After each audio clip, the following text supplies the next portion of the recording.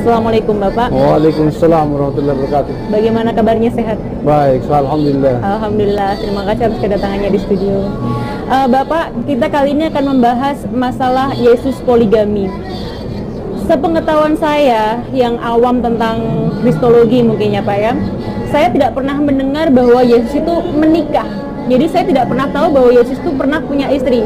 Tapi di sini di majalah Modus ini Bapak menulis Yesus poligami. Ini artinya Yesus tidak hanya memiliki satu istri ya Pak ya, dengan demikian. Oke. Bisa dijelaskan Pak tentang riwayat pernikahan dan kemudian poligami dari Yesus. Silahkan Pak.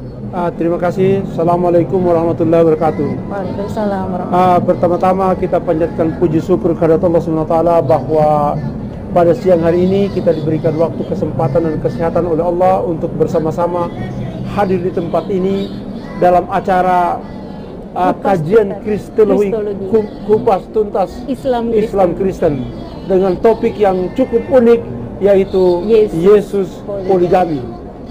Memang saya sepakat dengan pandangan atau pendapat daripada Ibu bahwa jangankan orang Islam, orang Kristen pun semua sependapat bahwa Yesus itu tidak pernah menikah. Tidak pernah menikah. Nah, jadi kalau kemudian Alkitab bungkem secara literal, ya, secara literal pengertian harfiah bungkem, itu bukan berarti bahwa otomatis Yesus itu tidak pernah menikah atau tidak punya istri, ya.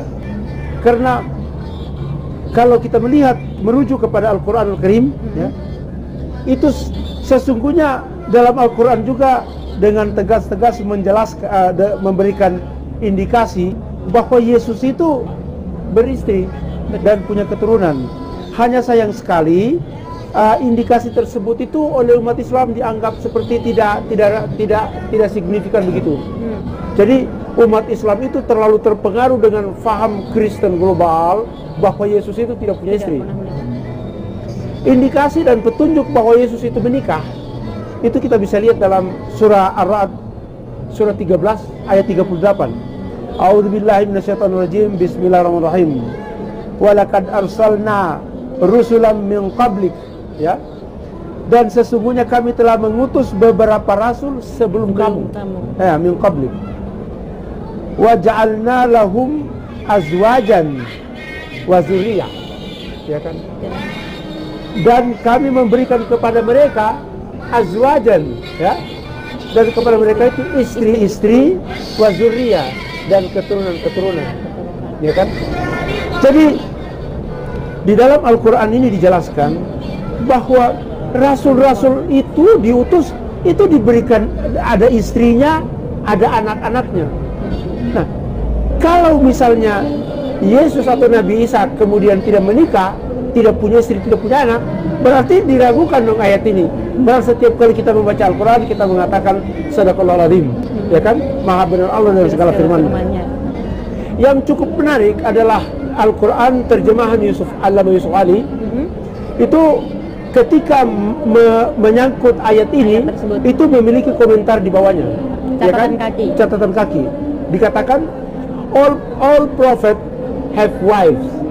Ya, jadi semua nabi beristri, except Jesus, terkecuali Yesus atau Nabi Isa, because we don't have access any information about him.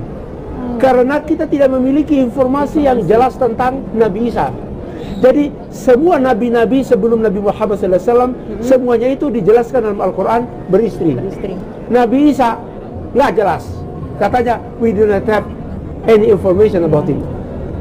Apakah betul no information about him? Ternyata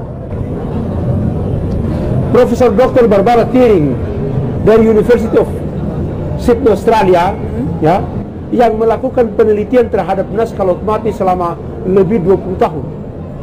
Barbara Thiering adalah pakar teologi dan pakar Alkitab, melakukan penelitian terhadap naskah laut mati selama lebih dari 20 tahun, kemudian menghubungkannya dengan ayat-ayat Injil dan menemukan bahwa ternyata Nabi Isa itu bukan hanya menikah, bukan hanya beristri, tapi poligami.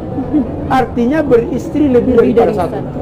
Nah, di dalam buku ini ya secara jelas-jelas dikatakan bahwa upacara pernikahan Yesus ya di dalam Alkitab ini berusaha dikaburkan oleh gereja. Jadi mengenai pernikahan Yesus itu ya kita bisa melihatnya misalnya di dalam Injil Lukas ya. Ya, kita bisa melihatnya di dalam Injil Markus ya, Injil Markus pasal 14 ayat 3. Injil Markus pasal 14 ayat 3 bunyinya, datanglah seorang perempuan membawa suatu buli-buli pualam berisi minyak narwastu murni yang mahal harganya. Setelah dipecahkan leher buli-buli itu, dicurahkan minyak itu ke atas kepala Yesus. Kemudian di dalam Injil Lukas kita bisa melihat juga di dalam Injil Lukas pasal 7 ya, pasal 7 ayat 37 dan seterusnya. Di situ dijelaskan Maria Magdalena ya membawa sebuah buli-buli pualam berisi minyak wangi. Jadi ini ada di dalam Injil Markus, kemudian ada pula di dalam Injil Lukas. Sambil menangis ia pergi berdiri di belakang Yesus. Jadi sambil berdiri dia membawa minyak narwastu ke belakang Yesus, ya kan?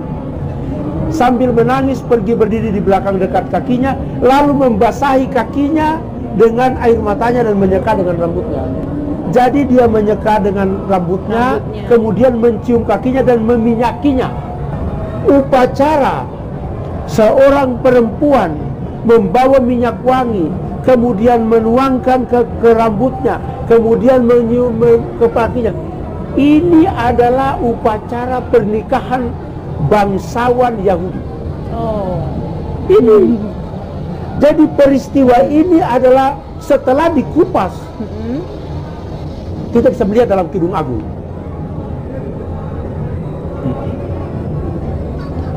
Kidung Agung pasal 1.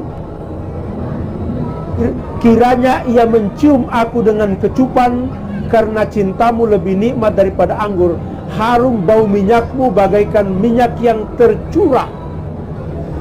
Tadi Maria Magdalena datang mencurahkan minyak dan mencium Yesus.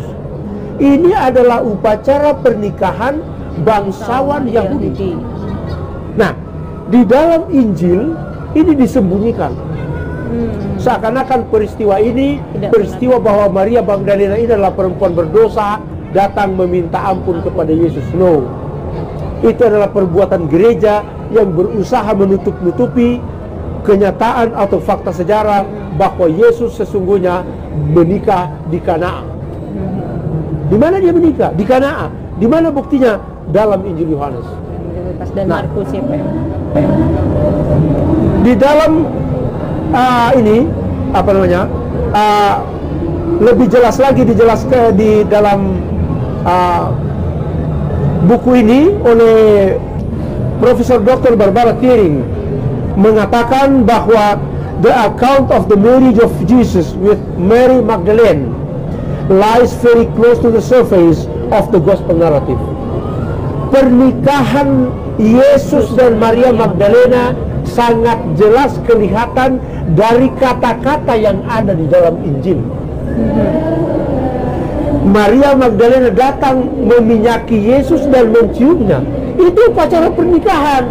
Tidak ada orang datang mencium laki-laki di Yahudi itu dihukum mati. Hukum mati. Perempuan yang mencium laki-laki yang bukan muhrimnya harus dihukum mati. Loh, kenapa ini tidak dihukum mati? Karena Maria Magdalena ini sedang melenggarakan upacara pernikahan dengan Yesus. Ini yang selanjutnya, setelah Injil keempat, Injil Matius, Injil Markus, Injil Lukas, Injil Yohanes, ini seakan-akan bungkam tentang pernikahan ini. Ternyata Gnostic Gospel, Injil Filipus menjelaskan bahwa memang Yesus, Maria Magdalena ini adalah pacarnya Yesus. Pacar. Saya bacakan. Di dalam buku ini saya jelaskan, saya kutip dari Injil Filipus. Sayang, Injil Filipus ini ditolak oleh gereja. Mengapa ditolak oleh gereja? Kalau gereja menerima Injil Filipus, maka mereka harus menerima bahwa Yesus sebagai anak Allah, ini sebagai Tuhan, punya istri dan punya anak, berarti ada anaknya Tuhan, ada cucunya Tuhan.